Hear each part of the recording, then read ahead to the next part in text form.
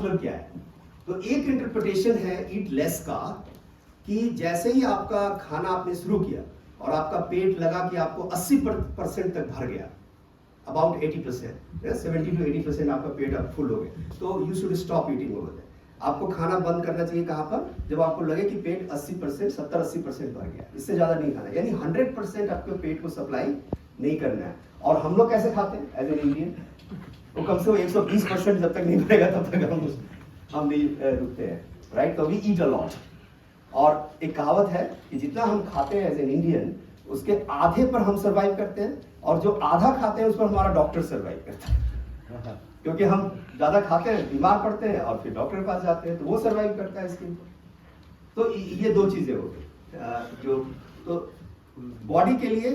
पहला है कि आपका फूड का रेगुलेशन, इस पर थोड़ी चर्चा और विस्तृत हो सकती है, लेकिन टाइम थोड़ा कम है, मुझे 4 एस्पेक्ट पर बतानी है, इसलिए मैं यहीं पर स्टॉप करूंगा। 2 चीजें, पहला खाने पर ध्यान देना है आपको कि क्या क्या। इसलिए आप देखिएगा आजकल जो बड़े लोग हैं, जो मिलियनर्स हैं, सीईओज हैं, जिनके पास टाइम नहीं है, वो लोग अभी क्या करते हैं, इंटरमिटेंट, एक नया टर्म निकला है, इंटरमिटेंट फास्टिंग बोलते हैं। So what is the concept of intermittent fasting? Intermittent fasting is कि शाम में जैसे मान लीजिए आपने 7 या 8 बजे खा लिया, लोग कहते हैं ना जल्दी खा लीजिए, तो उसका लॉजिक क्या है? उसका लॉजिक ये है कि अगर आपने 7 बजे तक खा लिया और फिर सुबह 7 बजे तक आपने पूरा आपका रात निकल गया, तो आपको पता भी नहीं चला कि आपकी बॉडी ने फास्टिंग की। 7 to 7 आपका 12 घंटे हो गए, 12 घंटा पूरा हो गया। और उसके बाद क्या करते हैं इंटरमीडिएट फास्टिंग में, तो ब्रेकफास्ट को स्किप कर लेते हैं, तो 4 घंटा और मिल गया 12 बजे तक। तो 12 बजे के बाद वो खाना खाते हैं, यानी मॉर्निंग का ब्रेकफास्ट को स्किप करते हैं। जैसे ही ब्रेकफास्ट आपने स्किप किया और खाना रात में 7 बजे खाया, तो आपका हो गया 16 घंटे से ऊपर, राइट? तो आपने पूरी साइकिल पूरी की, आपके बॉडी ने पूरा क्लींस किया अपने आप को, और आपको बॉडी हमेशा फिट रहेगा, उसको कोई रोक ही नहीं सकता। तो इंटरमिटेंट फास्टिंग अभी, क्योंकि ये बड़ा आसान है करना, जो बिजी लाइफ जो लोग रहते हैं उसके लिए ये करना थोड़ा आसान है। तो पहला है कि आप खाते कैसे। मैं इस पर नहीं जा रहा हूं कि आप क्या खाते हैं इज अ बिग थिंग, तो उस पर एक अलग से पूरा 2 घंटे का सेशन हो सकता है, लेकिन मैं उस पर नहीं जाऊंगा अभी। खाते कैसे हैं ये बहुत शॉर्ट में मैंने आपको बता दिया, पहला नंबर 1। नंबर 2, हार्वर्ड का एक स्टडी हुआ है, हार्वर्ड ने 268 लाइव्स को ट्रैक किया, 19 साल से लेके उनके मरने तक का स्टडी है ये, और ये स्टडी करीब 70 साल चला है, 70 इयर्स तक उन्होंने स्टडी किया इसको, 268 लाइफ को ट्रैक किया। और उन्होंने बताया कि जिन लोगों ने अपने अर्ली लाइफ में, यानी जो 20s में थे, 30s में थे, उस वक्त तक टिल 50s, आप 50 तक मान लीजिए, 50 तक में जब तक जिन लोगों ने कम से कम मिनिमम 30 मिनट्स अपना रेगुलर वॉक या एक्सरसाइज को अडॉप्ट किया अपने लाइफ के अंदर, जैसे मान लीजिए सुबह उठे और 30 मिनट तक वॉक किया मिनिमम, 1 घंटा is the best that you can do. 1 hour अगर आप करते हैं बहुत ही अच्छा है। आप लोग तो ज्यादा करते होइएगा, सिविल लाइफ वाले सब तो बिल्कुल ही नहीं करते। तो 30 मिनट वॉक किया कम से कम 1 घंटे तक। जिन्होंने भी किया, राइट, उनका जो मेंटल हेल्थ है और फिजिकल हेल्थ है ये बहुत ही साउंड पाया गया व्हेन दे वर 70। तो हाउ डू यू एज, जब आप 60s के होंगे, 70s के होंगे, how do you age? Are you ageing perfectly without any stress, और are you ageing with unhappy things around you? It depends on what is the practice that you have adopted at 70s and 80s, right? ये बहुत important है। अब यही study कहता है कि जो लोग इस एज में, यानी 30s 40s के एज में, 20s 30s 40s के एज में, अगर आपको बहुत ज्यादा स्ट्रेस था, बहुत ज्यादा परेशानी थी आपके लाइफ में, आपका दिमाग हमेशा सोचता रहता है, पता नहीं क्या हो रहा है मेरे साथ, कैसे हो रहा है, ये ऐसे कैसे होगा, ऐसे कैसे होगा, यहाँ गड़बड़ है, वहाँ गड़बड़ है, ऑफिस में गड़बड़ चल रही है, घर में गड़बड़ चल रही है, आपको लगता है कि हर चीज गड़बड़ चल रही है और आप बहुत स्ट्रेसफुल हैं। तो आपका जो कॉग्निटिव कॉम्पिटेंस है, जब आप 40-50 में पहुंचेंगे, 50-60 के होंगे, तो करीब 24% उसका वो नीचे चला जाएगा, यानी cognitive competence will go down by about 24% when you age. That is what the study says, right? अब ये कॉग्निटिव कॉम्पिटेंस क्या है? ऑल ऑफ ए सडन आपको लगेगा कि आप नंबर भूलने लग गए, आपको अपना प्लेट का नंबर याद नहीं है, आपको गाड़ी का नंबर याद नहीं है, आपको अकाउंट्स नंबर याद नहीं है, आपको पड़ोसी का नाम याद नहीं है, आपको ये नहीं याद रहेगा कल मैंने क्या बात करी, राइट? ये सब चीजें, तो ये चीजें अगर आपके साथ होने लगी, इसका मतलब है कि कॉग्निटिव कॉम्पिटेंस कहीं ना कहीं आपका नीचे की तरफ जा रहा है। एक सवाल जैसे मान लीजिए मैं आपसे पूछूं अभी कि आप अभी क्या कर रहे हैं, तो आपका क्या जवाब होगा? कि आप इस हॉल में बैठे हैं, आप मुझे सुन रहे हैं, राइट? यही आपका जवाब होगा। और फिर मैं दूसरा सवाल आपसे पूछूं कि अभी आपका दिमाग कहाँ है, आपका दिमाग क्या कर रहा है, यानी what are you doing right now and where is your mind. तो एक न्यूरो साइंटिस्ट थे रिचर्ड डेविडसन, उन्होंने यह सवाल पूछा अपने ऑडियंस से। तो 62% of his audience accepted the fact that they are here but their mind is not here. You understand that? तो अगर मैं यही सर्वे यहां करूं तो शायद ये बिल्कुल सच निकलेगा। 60% से ज्यादा लोग ये एक्सेप्ट करेंगे कि आपका दिमाग यहां नहीं है, क्योंकि दिमाग एक ऐसी चीज है जो हजारों डायरेक्शंस में मूव करती है, राइट? आप यहां बैठे हैं, आपका दिमाग यहां नहीं है, राइट? तो उन्होंने कहा कि अगर आप यहां हैं और आपका दिमाग कहीं और है, तो इसका मतलब आप you are suffering from something called attention deficit. इसको अटेंशन डेफिसिट कहा हुआ है। Your inability to live in the present, your inability to live in the present is called attention deficit. If you have large attention deficit, तो ये आपका source है आपके stress का। So where from the stress comes? The stress comes from the fact that you do not live where your body is living. Your mind is not living where your body is living. The mind is living somewhere else, the body is living somewhere else. That is the source of anxiety. Or anxiety is the source of all kinds of problems that you get, right, in your body. That is the source. ये Richard Davidson का finding है। अब आप देखिए, mind जो है, वो कहते हैं माइंड जो है आपके 24 घंटे में your mind will get 50,000 thoughts. 50,000 thoughts आएंगे, यहां से वहां से दिमाग में 50 चीजें आ रही हैं, चल रही हैं, एकदम वो बह रही है नदी की तरह। 50,000 थॉट्स उन्होंने कहा 24 आवर्स में हमारे दिमाग के अंदर आएगा। और सबसे इंटरेस्टिंग उन्होंने कहा कि 50,000 में से 40,000 थॉट्स जो होंगे वो नेगेटिव होंगे, और 10,000 थॉट्स जो आएंगे आपके दिमाग में वो पॉजिटिव होंगे। यानी 80% of what you get in your mind is negative. तो if you do not do anything about it, अगर हम कुछ ना करें अपने दिमाग को सही करने के लिए या उसको ट्रेन करने के लिए, या कुछ हम ऐसा सोच अपनी चेंज ना करें, थोड़ी देर के लिए मानिए कुछ ना करें अपने दिमाग, तो मेरा दिमाग क्या करेगा? मेरा दिमाग नेचुरली नेगेटिव पिकअप करेगा, है कि नहीं? मेरा दिमाग जो है नेगेटिव, क्योंकि 80% थॉट्स तो नेगेटिव है, तो वो नेगेटिव को पिकअप कर लेगा, पॉजिटिव को पिकअप नहीं करेगा। अब क्वांटम फिजिक्स कहता है, क्वांटम, मैं सिर्फ रिसर्च को रेफर कर रहा हूं आपके सामने। क्वांटम फिजिक्स का रिसर्च ये कहता है कि positive evaluation of life is so important, क्योंकि हमारा जो बॉडी है वो कुछ नहीं है, it's not a matter, it's only energy, it's only energy, everywhere is energy. इससे एनर्जी छोड़ करके और कुछ है नहीं, हमारा पूरा body is made up of energy. और उन्होंने कहा कि हमारे शरीर के अंदर सोचने वाला इंसान बिलियंस में है, बिलियंस में है हमारे अंदर। यानी हम एक इंसान है जो हम सोच रहे हैं, और हमारे बॉडी के अंदर बिलियंस ऑफ सच ऐसे इंसान हैं जो वो भी सोचता है, माइक्रोब्स उसके अंदर है, राइट? क्वांटम फिजिक्स का है ये। और वो कहता है कि वो क्या करता है कि जैसे ही आप कुछ सोचते हैं, जैसे आपके दिमाग में कोई अच्छी बातें आई, तो वो क्या करता है कि वो ऐसे वेव की तरह जाता है आपके शरीर के अंदर, ऐसे ऐसे ऐसे ऐसे डांस करता है। You know, as long as billions of people inside you keeps dancing, you're alive, right? आपकी लाइफ अच्छी चल रही है। लेकिन जैसे ये खराब थॉट आया यहाँ पर, तो वो क्या करेगा? ये लोग जो आपके अंदर है वो डांस नहीं करेगा, वो ऐसे ऐसे चलेगा। वो जैसे ही ऐसे ऐसे फ्लैट होकर चलना शुरू किया, यानी आपकी एनर्जी डाउन हो गई, सख्त हो गई, आप कुछ करने के स्थिति में नहीं रहेंगे, आपको लगेगा कि दुनिया खराब है, सारी चीजें बेकार है, राइट? इसलिए पॉजिटिव थॉट्स बहुत जरूरी है क्वांटम फिजिक्स के, कि पॉजिटिव थॉट्स का। अब माइंड का क्या है? नेचुरली नेगेटिव हो जाता है, क्योंकि 80% तो नेगेटिव आते हैं।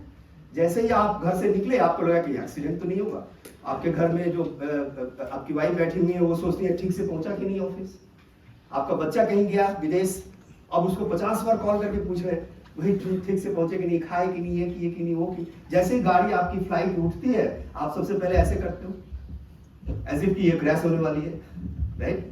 तो ये सारा कुछ नेगेटिव हमारे दिमाग में आता रहता है, क्योंकि 80% थॉट्स तो हमारा नेगेटिव है। तो माइंड इतना पावरफुल है। और एक प्लेसिबो इफेक्ट होता है, उसको भी ध्यान से सुनिएगा, ये बड़ा इंपॉर्टेंट है, आपकी लाइफ चेंजिंग है। प्लेसिबो इफेक्ट ये है कि आपके दिमाग में जो आता है वही होता है। Can you believe that? जो चीज हमारे दिमाग में आता है वही होता है। कभी आपने सुना है ऐसा कि आपको अभी मैं याद कर रहा था और आप अभी दिख गए, क्या बात है, मैं इनके बारे में सोच रहा था, उसका कॉल आ गया? कभी ऐसा एक्सपीरियंस हुआ है आप लोगों को? Placebo effect. और प्लेसिबो इफेक्ट जो है वो रियलिटी है, प्लेसिबो इफेक्ट इज रियलिटी। मैं आपको एक छोटा सा एक्सपेरिमेंट करके अभी दिखाऊंगा कि माइंड कैसे काम करता है। कोई आप में से कोई एक आ जाइए, या आइए, आइए, कोई भी आ जाइए, इसको पकड़िए। ये छोटा सा देखिए पेन ड्राइव है, इधर आ जाइए, यहाँ पर सब लोग देख पाएंगे।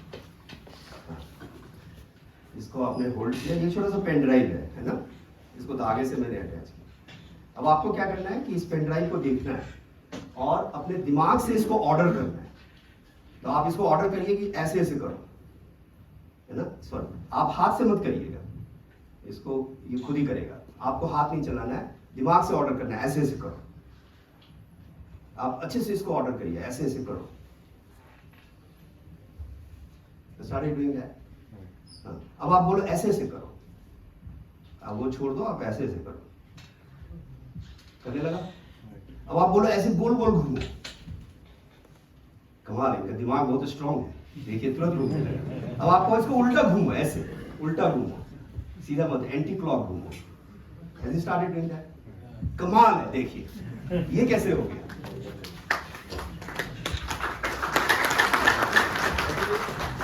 दिमाग में जो चीज आएगी तो आप मसल्स भी वैसे ही। फैंटास्टिक, तो देखिए क्वांटम फिजिक्स क्या कहता है कि आपके दिमाग में जो आता है वही होता है, राइट। ये कहता है ना, वाइब्रेशन है वो, दिमाग में जो भी चीज आता है it's vibration, and the vibration actually your whole body start supporting it. आपके अंदर कितने लोग हैं, बिलियंस हैं, जो सोचता है। तो जैसे ही उसने कुछ कहा दिमाग ने, वो सब करने के लिए तैयार हो गया। आप सोचिए कि अगर आप जैसे बोलते हैं 10 बार बोलिएगा फ्लावर, फ्रेग्रेंस, कलर, तो आपको क्या दिखेगा, सारा कुछ अच्छी चीजें दिखेंगी, चारों तरफ अच्छी चीजें दिखेंगी। अब आप उसी की जगह पर आप बोलना शुरू करिए बुलशिट, शिट, मर्डर, क्या दिखेगा आपको? 10 बार बोलिए, क्या होता है आपका लाइफ भी वैसी हो जाएगी। अगर आपने ये 50 बार बोल दिया तो आपकी लाइफ भी वैसी हो जाएगी। उसका रीजन ये है कि the words that you speak is your vibration, right? The words that you, and be careful about what you speak. Be careful about what you speak. And why it is important? जैसे मान लीजिए आपने कोई झूठ बोल दिया, आपने अपने ऑफिसर्स को गलत बता दिया, या आपने बिल फॉर्ज कर ली, एग्जाम्पल देता हूं, और आप बच गए, आपको किसी ने नहीं पकड़ा क्योंकि आपका जो पेपर था वो बड़ा सॉलिड था और कोई एविडेंस नहीं है, आपने झूठ बोल दिया, निकल गए, ठीक है। आपने छोटी सी गलती जो हम लोग करते हैं वो ये है, जैसे मान लीजिए मंडे को छुट्टी लेनी है, कोई कारण नहीं है, तो मैं कहूँगा मेरी सास बीमार है, ठीक है, और वो बीमार है नहीं एक्चुअली, तो झूठ बोल करके हमने छुट्टी अप्लाई कर दी, राइट। तो आप हमें लगता है कि शायद इसका कोई इंपैक्ट नहीं होता, हमारा काम बन गया, यू अंडरस्टैंड दैट। लेकिन आप सोच के देखिए, जो क्वांटम फिजिक्स कहता है कि हो सकता है आपका ऑफिसर नहीं जानता है, आपको पकड़ नहीं सकता है, लेकिन आपका बॉडी आप जानता है, आपका बॉडी, उससे आप नहीं छिपा सकते। जैसे ही आपने कोई चीज गलत बोली, आपका बॉडी उसको जानता है। Even if nobody knows, your body, own body knows.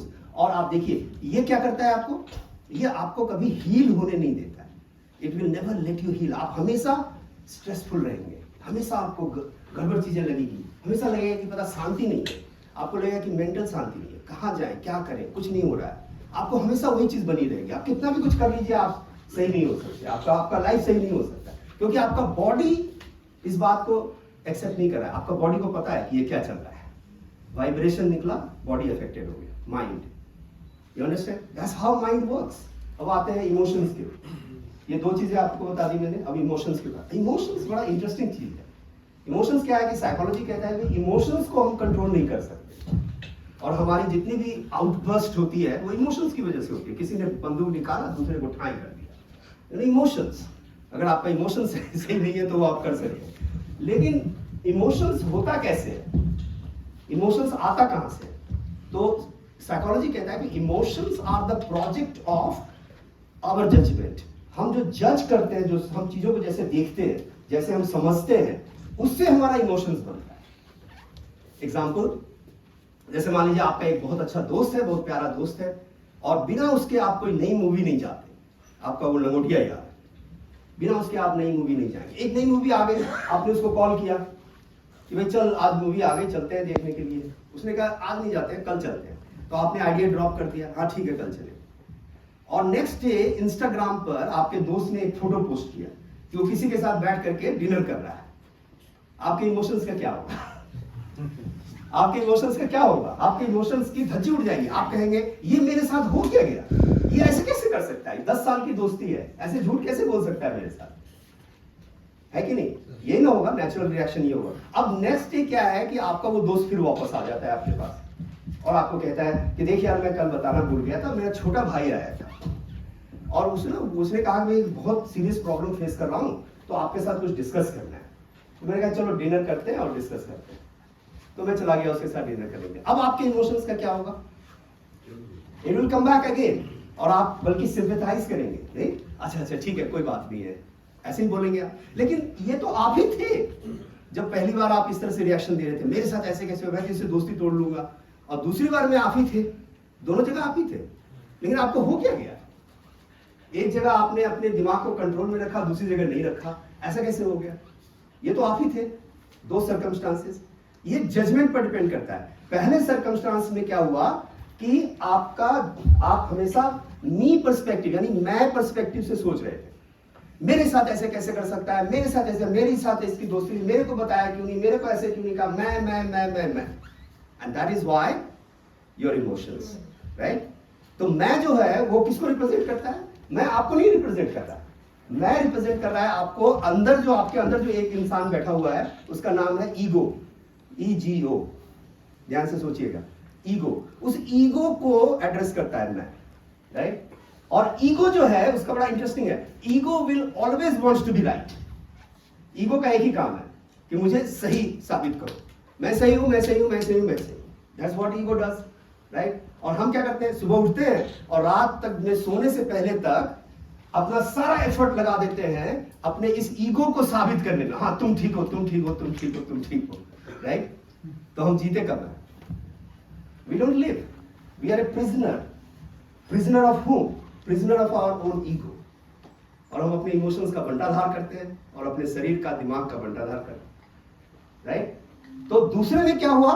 दूसरे में जैसे M, E, मी, अब M को आपने क्या किया? उल्टा कर दिया। तो M को उल्टा करने से क्या बन जाता है? V, W। तो आपका अप्रोच बदल गया, आपका अप्रोच, लेंस जो देखने का है वो मी से V की तरफ चला गया। जैसे ही आपने V किया आपका ईगो गायब हो गया, ईगो चला गया, right?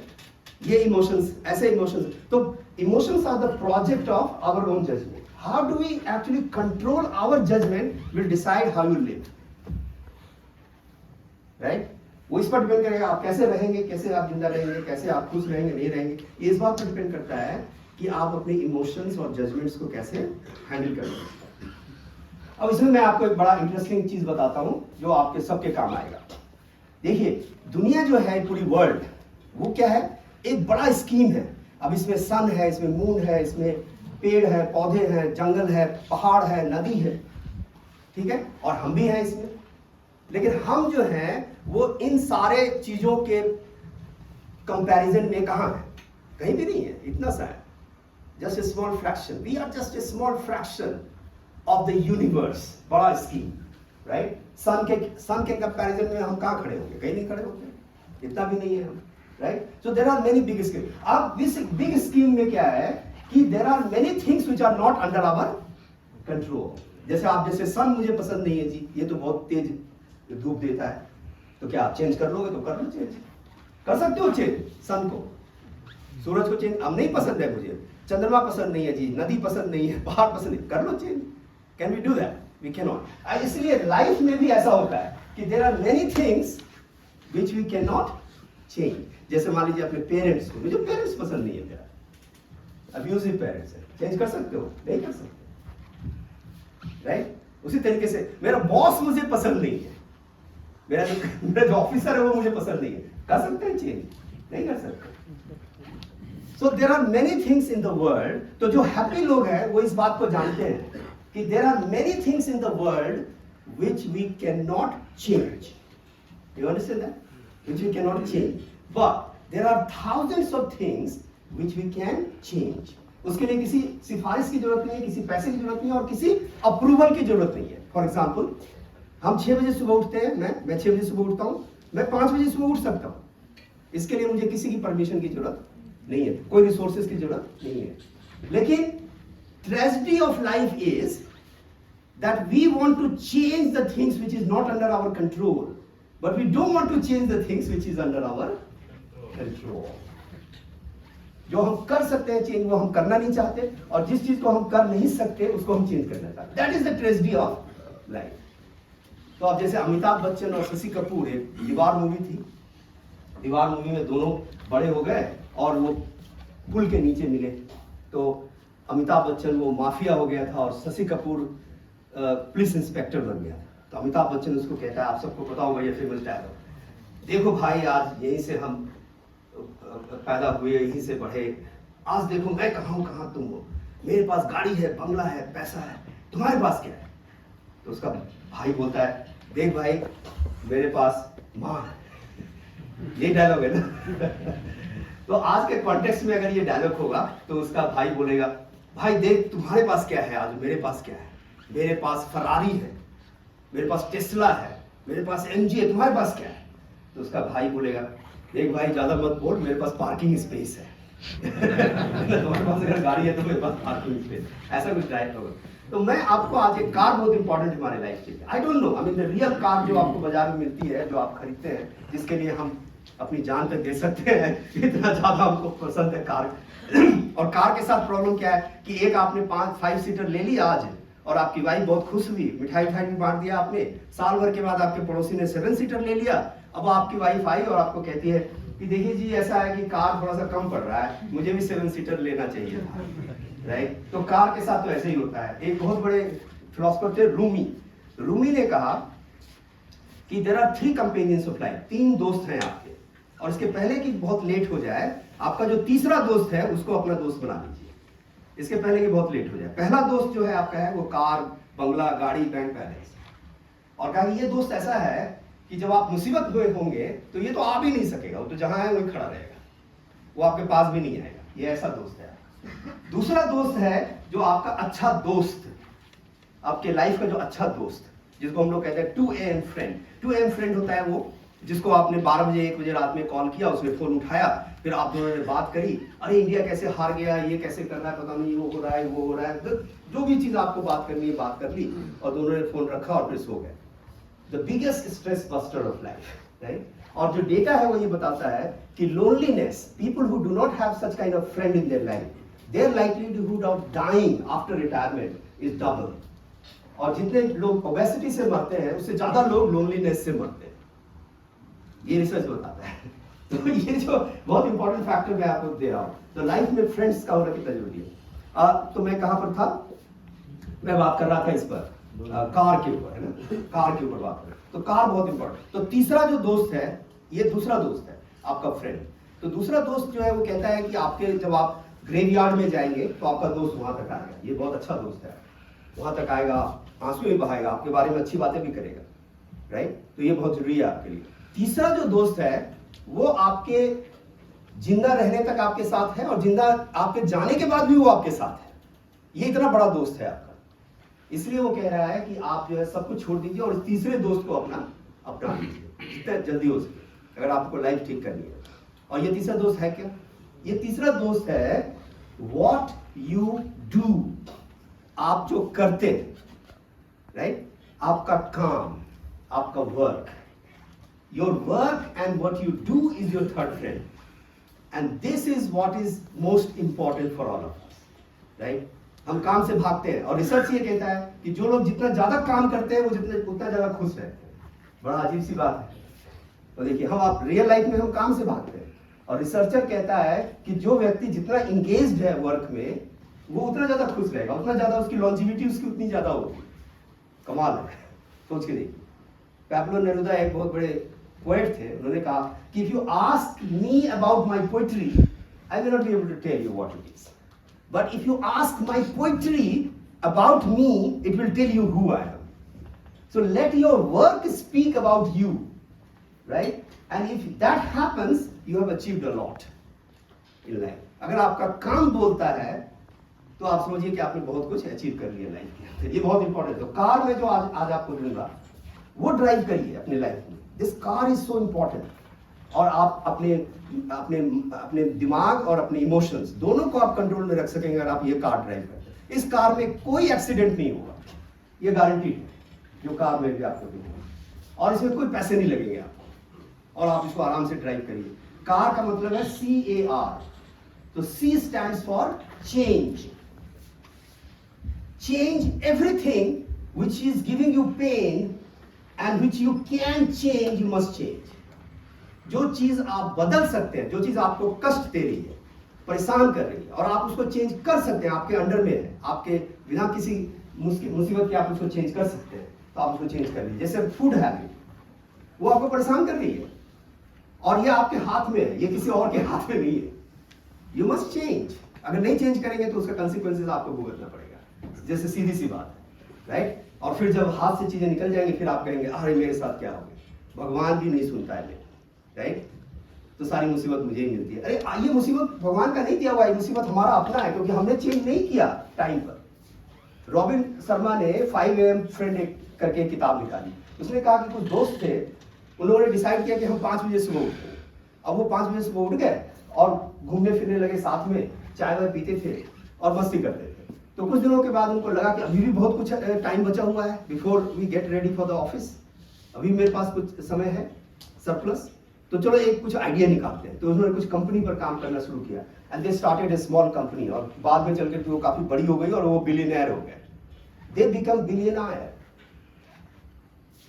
by changing one habit. And what is that habit? Just 6 बजे की जगह पर वो 5 बजे उठना चाहिए। तो 1 घंटे का डिफरेंस, और इसके लिए किसी अप्रूवल की जरूरत नहीं, किसी रिसोर्सेज की जरूरत। एक चेंज किया उसने, अपनी लाइफ चेंज हो गई। अब देखिए कितना इंपॉर्टेंट है। हम सोचते हैं कि छोटी छोटी चीजें इट डजंट मैटर, राइट, लेकिन छोटी छोटी चीजें कैसे मैटर करती है। जैसे मैं अभी लखनऊ जा रहा तो गाड़ी मेरी उड़ी, प्लेन मेरी उड़ी और वो लखनऊ की तरफ चली। अगर ये प्लेन 1 डिग्री ऐसे हो जाती, सिर्फ 1 डिग्री, 1 डिग्री अगर ऐसे हो जाती, तो पता है मैं कहां जाके उतरता, सीधा हैदराबाद में। मैं लखनऊ जा ही नहीं पाता। मुझे लगता है कि छोटी छोटी चीजें मैटर नहीं करती हैं, लेकिन 1 डिग्री से आप यहां से वहां चले जाएंगे। Life will take you from here there to there, right, 1 degree change से। इसलिए इस हैव टू बी 100%। जैसे मान लीजिए आप अपने काम में जाते हैं और आप काम करते हैं, और आपको लगता है कि अगर मैं आज थोड़ा सा ना करूं तो क्या फर्क पड़ता है, मैं थोड़ा ढीला हो जाऊं तो क्या फर्क पड़ता है, अगर मैं इसको कहूं कि ये मेरा काम नहीं है तो क्या फर्क पड़ता है, हमेशा ये लगता है। तो आप देखिए 99% अगर आप दे रहे हैं अपने काम में, 100% नहीं दे रहे, 1% कम कर रहे हैं, किसी को पता भी नहीं चलेगा कि आप काम नहीं कर रहे हैं। अगर आपने 1% कम किया तो किसी को मालूम भी नहीं चलेगा कि आप काम नहीं कर रहे हैं, लेकिन आप, अब इससे क्या फर्क पड़ता है, 99। अब 99% पर 365 आप उसको is to the power raise करिए, 99 इज टू द पावर 365 एक साल के अंदर। इज इक्वल टू कितना होगा, 10 5 मिनट, इज इक्वल टू कितना होगा 0.03। तो साल भर में उसका रिजल्ट कहां गया, आप कहां दिखेंगे, आप जमीन के ऊपर दिखेंगे। और अगर 100 को 101 कर दीजिए, 101, 1% ज्यादा, जितना हम काम कर रहे हैं उसमें 1% ज्यादा दूंगा, उसको आप 365 रेज करिए, इज इक्वल टू कितना आएगा 37.27, यानी आप कहां दिखेंगे साल भर के बाद, यहां दिखेंगे। अब आप साल भर के बाद कुछ लोगों को लगेगा कि यार मुझे प्रमोशन नहीं मिला, मुझे नहीं मिला, मुझे इनको मिल गया, ऐसे हो गया, वैसे हो गया, मेरे साथ पता नहीं क्या हो रहा। सोच के देखिए, small change can make a big difference, that is what. तो सी हो गया। अब जो चीजें मान लीजिए आप चेंज नहीं कर पाते हैं, या पेनफुल है लेकिन आप चेंज नहीं कर, तो उसके लिए आपका ए है। A means accept. आप उसको एक्सेप्ट करिए कि हाँ ठीक है, it's part of life, it's fine, accept करिए, क्योंकि हम चेंज नहीं कर सकते। अगर कर सकते हैं तो कर लेते, नहीं कर सकते हैं तो फाइन, इट्स ओके, ठीक है। जो ऑटिस्टिक पेरेंट्स है, अब ऑटिस्टिक पेरेंट अपने बच्चे को रेज करेगा, कितना पेनफुल है, लेकिन वो एक्सेप्ट करता है कि हाँ ठीक है, he is my child, so I will give 100% to my child. तो ए। और बहुत सारी चीजें हैं जिसको आप एक्सेप्ट कर लेते हैं, फिर भी प्रॉब्लम आपके दिमाग आप लाइफ में बनी रहती है। It's very painful, life is not so easy, it's very painful. तो अभी हमें आर को यूज करना है। आर क्या है, आर इज राइज। जब आप लाइफ में उठते हैं, राइज करते हैं, तो आपका प्रॉब्लम जो है बहुत छोटा दिखने लगता है, and you do not care about the problem. जब आप लाइफ में उठते हैं तो उठने का क्या मतलब है, जैसे मैं शिकागो में था और वहां पर बड़ी बड़ी बिल्डिंग्स हैं शिकागो के अंदर, मैं ट्रम्प टावर के पास खड़ा होकर उसको देखने की कोशिश कर रहा था। I was not able to see the top, इतना बड़ा ऊंची बिल्डिंग। लेकिन जब मेरी प्लेन शिकागो से उड़ी न्यू ऑर्लिन्स के लिए, जैसे ही उड़ी तो मैंने देखा कि ट्रम्प टावर जो है वो इतना सा दिख रहा है। इसका मतलब ये नहीं है कि ट्रम्प टावर छोटा हो गया, इसका मतलब ये है कि मैं ऊपर उठ गया। You understand that? तो जब हम ऊपर उठते हैं लाइफ में तो परेशानियां जो है वो छोटी दिखने लगती है। तो that is what car is all about. अब आते हैं सोल के ऊपर, जस्ट लास्ट पे 1 मिनट 2 मिनट इसको मैं एग्जांपल से समझाता हूं। सोल का मतलब ये है कि जैसे मेरा एक दोस्त है, वो डायबिटिक्स को ट्रीट करता है, डॉक्टर है, बहुत सक्सेसफुल डॉक्टर है, right, and he has everything in life. उसके पास पैसे है, रेपुटेशन है, बड़ा घर है, बड़ी गाड़ी है, अच्छी फैमिली है, anything that we would like to look forward to, जो चाहिए मुझे वो सब है उसके। मेरा एक दूसरा दोस्त है, वो भी डॉक्टर है, डायबिटिक्स को ट्रीट करता है, वो भी इक्वली सक्सेसफुल है, उसके पास भी सब कुछ है। लेकिन जब मैं अपने दूसरे दोस्त से बात कर रहा था तो उसने मुझे कहा कि देखो ऐसा है कि जिस मोहल्ले में मैं रहता हूं वहां पर मैंने अपना एक एम बनाया हुआ है, एक ऑब्जेक्टिव गोल बनाया हुआ है कि मेरे मोहल्ले में अगले 5 साल तक में एक भी व्यक्ति डायबिटिक्स नहीं होगा। तो मैं यंग लोगों के साथ काम करता हूं और उनको समझाता हूं भाई आपने लाइफ में कैसे चेंजेस लानी है कि आपको डायबिटिक्स ना हो। और जो जिनको डायबिटिक्स ऑलरेडी हो गया उनके साथ मैं काम करता हूं कि इसको कैसे रिवर्स करना है। और मेरा ऑब्जेक्टिव ये है कि 5 साल में एक भी आदमी मेरे मोहल्ले में कम से कम कोई डायबिटिक ना रहे।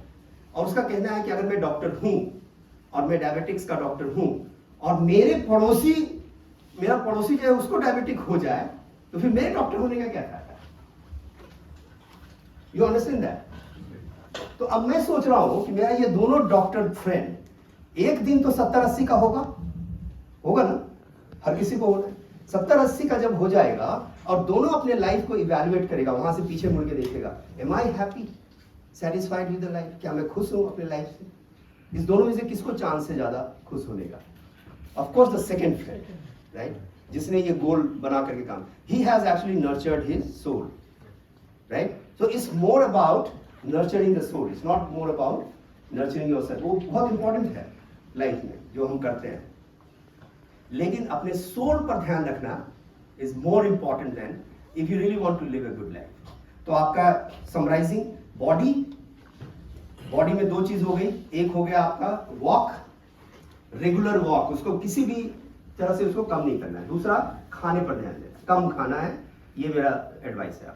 दूसरा हो गया आपका माइंड में हो गया कि आपको स्टोइक बनना है। स्टोइक का मतलब वही होता है जो मैंने कार आपको दिया, राइट।